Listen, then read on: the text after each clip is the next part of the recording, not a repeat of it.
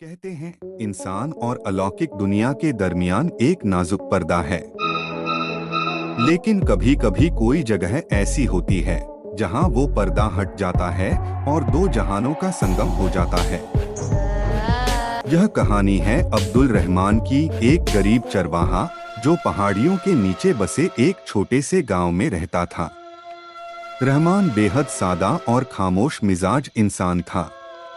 बचपन में ही माँ बाप का साया उठ गया था और अब वो अपनी बकरियों के सहारे गुजर बसर कर रहा था। ना कोई बीवी, ना भाई बच्चे, बस एक टूटा फूटा झोंपड़ा और पत्थरों पर उग काई की तरह बिखरी जिंदगी। मगर उस रात उसकी जिंदगी का रुख बदल गया। शाम ढल रही थी। पहाड़ों के पीछे सूरज की आखिरी सुनहरी लकीरें फीकी हो चुकी थीं। रहमान अपनी बकरियों को लेकर घर लौट रहा था। गांव के बाहर सूखे बरगद के पास एक पुराना बावली नुमा कुआं था। लोग कहते थे ये कुआं जिन्नात का है। अक्सर औरतें वहां से गुजरते वक्त दुआएं पढ़ती या मुंह फेर लेती। रहमान ने हमेशा इन बातों को अंधविश्वास समझा था। मगर उस शाम उसकी नजर उस कुएं पर पड़ी और उसकी सांस थम गई। वहां एक औरत खड़ी थी। सफेद लिबास जमीन तक लहराता, बाल लंबे और खुले, चेहरा धुंधला मगर खौफनाक हद तक खूबसूरत।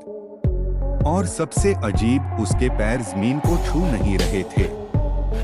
वो रहमान को देख रही थी, बिना पलक झपकाए।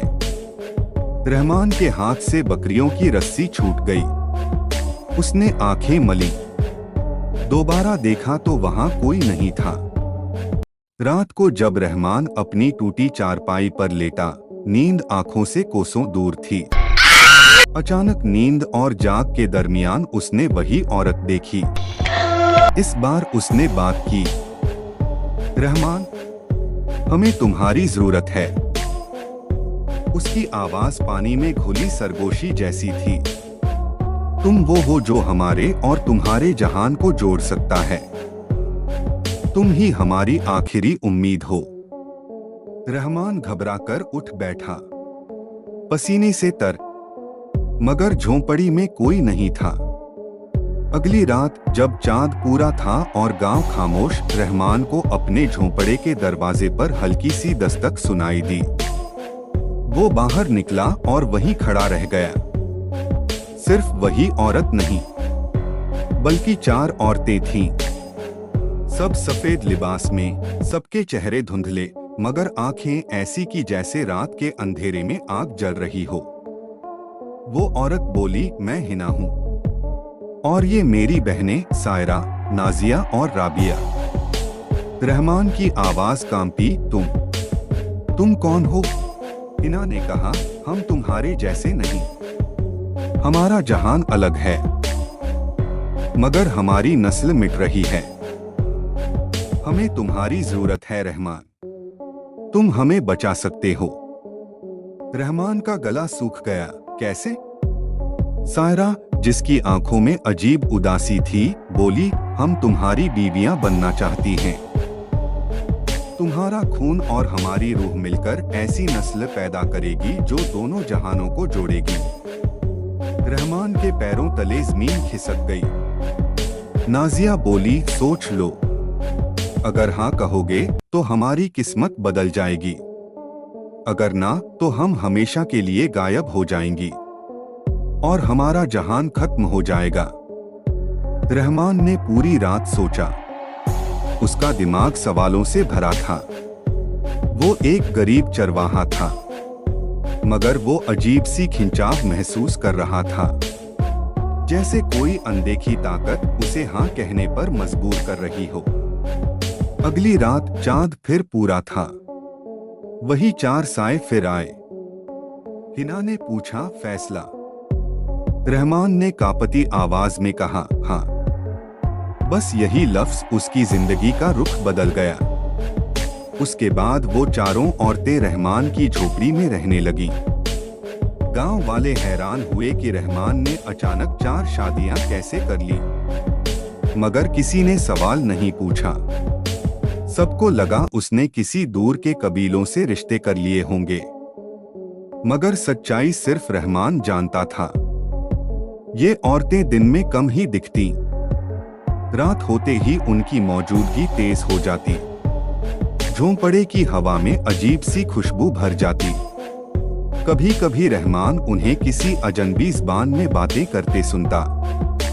हिना ने एक रात बताया, हमारे जहान पर सदियों पहले एक लानत लगी। हमारे बच्चे पैदा नहीं हो सकते। तुम वो पुल हो रहमान जो हमारी दुनिया को बचा सकता है। रहमान ने धीरे से पूछा, और अगर मैंने मना कर दिया होता? राबिया बोली, तो हमारा जहान खत्म हो जाता। कुछ महीनों बाद हिना ने रहमान को खुशखबरी दी, हम मां बनने वाली हैं। जब पहला बच्चा पैदा हुआ तो गांव पर खामोशी छा गई। वो लड़का था। नाम रखा गया अजान। उसका चेहरा इंसानी था, मगर उसकी आंखें, उनमें एक अजीब सी चमक थी और उसकी त्वचा पर रात में हल्की सी रोशनी तैरती थी। धीरे धीरे बाकी तीनों बहनों ने भी बच्चे जन्म दिए। 4 बच्चे, अजान, हुरैरा, आयशा और सलीम। मगर ये बच्चे आम नहीं थे। वो रात को खेलते, दिन में सोते। कभी कभी नीम के दरख्तों के नीचे सरगोशियां करते, जैसे किसी अनदेखी दुनिया से बात कर रहे हों। गांव वालों ने अजीब बातें नोटिस की, मगर डर के मारे कुछ ना बोले। बरसों गुजर गए। रहमान बूढ़ा हो गया, मगर हिना, सायरा, नाजिया और राबिया वैसी ही रहीं, जैसे वक्त का उन पर असर ही नहीं। एक रात हिना ने कहा, रहमान, तुमने हमारा करार पूरा किया। तुम्हारे बच्चों ने हमारे जहान को जिंदा कर दिया। अब हमें लौटना होगा। रहमान की आंखें भर आईं। और मेरे बच्चे? सायरा ने आहिस्ता से कहा, वो दोनों जहानों के हैं। उन्हें कोई मुकम्मल ठिकाना नहीं मिलेगा, मगर वो पुल हैं जो हमें जोड़ते रहेंगे। उस रात चांद के साए में चारों औरतें धीरे धीरे धुंध में बदल गईं और नीम के सायों में गुम हो गईं। रहमान अपनी चारपाई पर लेटा रहा। बच्चे आंगन में खेलते रहे और उसके होठों पर आखिरी लफ्ज थे, मैंने 2 जहानों को जोड़ा। गांव वालों ने कभी सच नहीं जाना, मगर आज भी कहते हैं, शाम ढलने पर नीम के दरख्तों के नीचे वो बच्चे खेलते हैं जिनकी मां इंसान नहीं और बाप अब्दुल रहमान है।